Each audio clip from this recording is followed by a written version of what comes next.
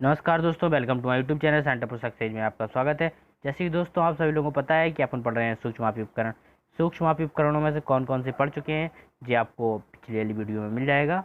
और आज पढ़ना था अपन को dial test indicator. Dial test indicator क्या होता है, इसका क्या यूज है। चलिए दोस्तों वीडियो स्टार्ट करते हैं। वीडियो स्टार्ट करने पहले आप सभी लोगों से एक छोटी सी रिक्वेस्ट करना चाहता हूँ। अगर आप वीडियो पर नए हैं तो प्लीज़ चैनल को लाइक करें, शेयर करें और सब्सक्राइब करें। सबसे पहले नोटिफिकेशन पाने के लिए बेल आइकन को प्रेस भी कर दें। चलिए दोस्तों वीडियो स्टार्ट करता हूँ। Dial test indicator. Dial test indicator क्या है, इसकी डेफिनेशन देखते हैं। डायल टेस्ट इंडिकेटर एक प्रकार का चेकिंग करने वाला उपकरण है जिसका प्रयोग मुख्य किसी फ्लैट या गोल जॉब की त्रुटि को चेक करने के लिए किया जाता है। इससे 0.001 मिलीमीटर या 0.1 मिलीमीटर की सूक्ष्मता से चेक करने के लिए किया जाता है। देखिएगा, इसको डायल गेज या इंडिकेटर गेज भी कहते हैं।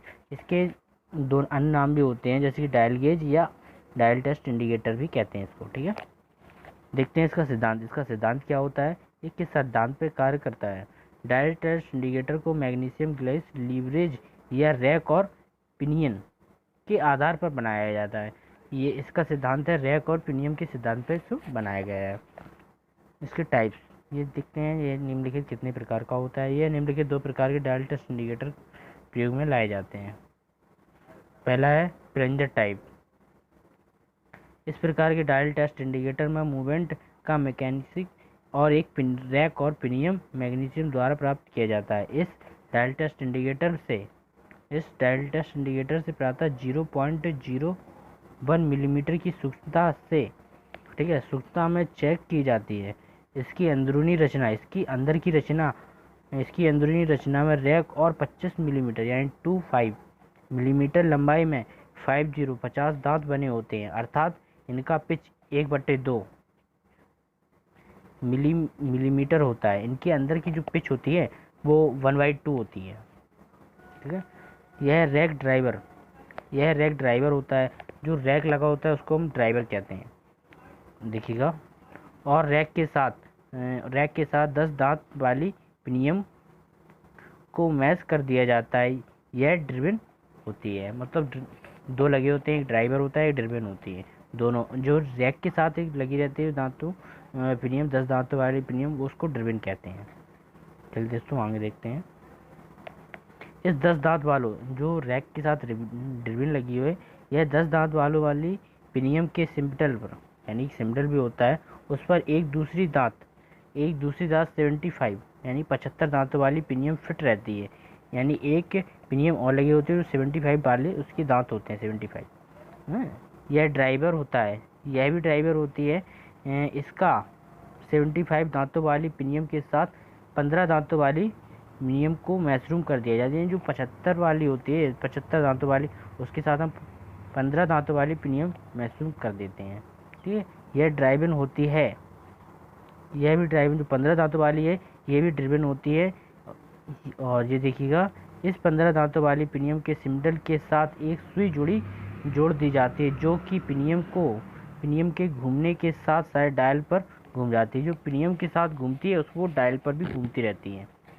ठीक है, अब देखते हैं, आइए इसका फॉर्मूला देखते हैं, इसको कैसे निकालते हैं। इस सुई के चक्रों की संख्या, जो मतलब ड्रिविंग होती है उसकी सुई लगी होती है, उसमें चक्रों की संख्या निकालने के लिए निम्नलिखित सूत्र होता है। जी कौन सा होता है देखते हैं। देखिएगा, फॉर्मूला नोट कर लीजिएगा या स्क्रीनशॉट ले लीजिएगा। चक्रों की संख्या is equal to driver upon driven, यानी जो 50 थे ना, 50 ड्राइवर और 75 ड्राइवर इंटू अपॉन 10/15, यानी 50 के साथ जे लगा था 10 ड्रिवन और जे 75 के साथ 15 इज इक्वल टू 25 आएगा। रैक के 50 दांत चलने पर सुई चक्कर लगाती है 25, यानी जब रैक 50 दांत घूम चुके होंगे तो जो चक्कर लगाएगी सुई उसमें 25 चक्कर लगाएगी। और एक देखिएगा, रैक का एक दांत चलने पर सुई लगाती चक्कर 1/2, जो भी आपको बताया 1/2 वही है। ठीक है, रैक का एक दांत चलने पर सुई चक्कर लगाती है 1/2। आशा करता हूँ आप लोगों को समझ में आया होगा। चलिए, अगर समझ में नहीं आया हो प्लीज़ कमेंट करके बताइएगा और क्लियर समझाऊंगा। देखिएगा, आगे बढ़ते हैं। इस प्रकार के रैक का एक दांत अर्थात 1/2 मिलीमीटर होता है। चलने पर सुई डायल पर 172 चक्कर लगाती है। एक दांत अर्थात 1/2 चलने पर सुई डायल पर 172 चक्कर लगा लेती है। पूरे डायल को 100 बराबर भागों में बांटा गया है। अगर हम 100 बराबर बांटा होता है और आधा डायल 50 बराबर भागों में बांटा होता है और आधा होता है जो डायल उसको 50 बराबर भागों में बांटा जाता है, यानी पूरे को 100 में और आधे को 50 में बांटा जाता है। इस प्रकार 1/2 चक्कर में सुई 50 डिवीजन कवर कर लेती है, यानी इस प्रकार 1/2 चक्कर लगाने में 50 डिवीजन कवर कर लेती है सुई। अब इसके एडवांस देखते हैं क्या होती है। यदि सुई 50 डिवीजन कवर करती है तो रैक चलता है 1/2, यानी ये देखिएगा, यदि सुई 50 डिवीजन कवर कर लेती है, 50 चक्कर लगा लेती है तो रैक 1/2 ही चलेगी। 1/2 मिलीमीटर है कि ना। हाँ, यदि सुई 1 डिवीजन कवर करती है तो रैक 1/2 इंटू 1/50 चलेगी, यानी 0.1 मिलीमीटर ही होगा। ठीक है। अतः मैट्रिक पद्धति में डायल टेस्ट इंडिकेटर से 0.01 मिलीमीटर की सूक्ष्मता चेक की जाती है। आपको प्रूव भी हो गया है कि 0.01 ही इससे डायल टेस्ट इंडिकेटर से मैट्रिक पद्धति में निकाली जाती है। ठीक है, और ब्रिटिश पद्धति में 0.001। ठीक है। आप देखते हैं लीवर टाइप्स, वो तो आपने देखा था प्लंजर टाइप, ये है दूसरा टाइप। ठीक है, इसको देखते हैं।